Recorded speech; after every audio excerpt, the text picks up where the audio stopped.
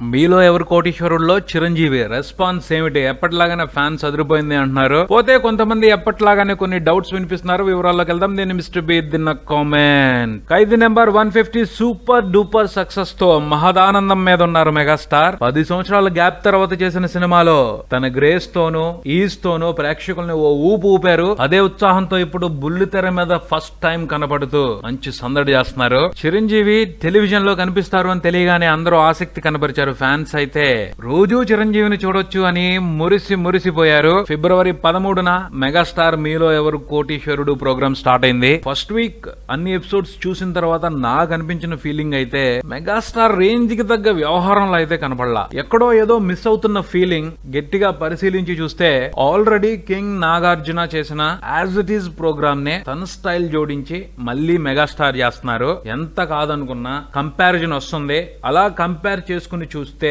నాగార్జునకి ఎక్కువ మార్కులు పడుతున్నాయి. తొలి ఎపిసోడ్స్ లో అనిపిస్తున్న ఫీలింగ్ అది. మేబీ ప్రోగ్రామ్ ఫ్లో లో మంచి ఎపిసోడ్స్ పడి మెగాస్టార్ తన చమత్కారంతో సరికొత్తగా మెస్మరైజ్ చేసి జనాల్ని తన వైపు ఆకర్షించుకుని కట్టిపడేసే అవకాశాన్ని కొట్టిపారేయలేం. కానీ ఎంఈకే మేకర్స్ కూడా కొంత జాగ్రత్తగా వ్యవహరించాల్సింది. ఈ గేమ్ షో ఏమి మహాభారతం రామాయణం కాదుగా.